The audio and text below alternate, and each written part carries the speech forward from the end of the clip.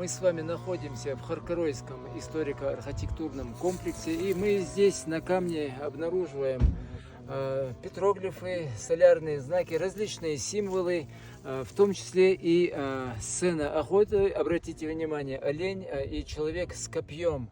И, естественно, мы здесь также обнаруживаем коловрат, то бишь свастику, которой известно, что вот такой вот знак на Кавказе появляется, на Кавказе и Передней Азии появляется 6000 лет назад. Да, и вот вы можете обратить внимание и на змею, так обозначали древние люди змею.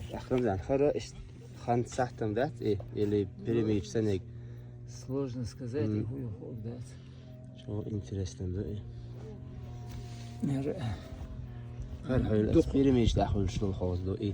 Şir zaman çağı, istiyor derken xılar bir yılın şuyu kapıyor, ünlüğünden захвалил копье, то есть сцена охоты, когда он охотился с копьем, не лук и стрелы, а именно копье. И очень сложно дать точную датировку этим символам, этим знакам.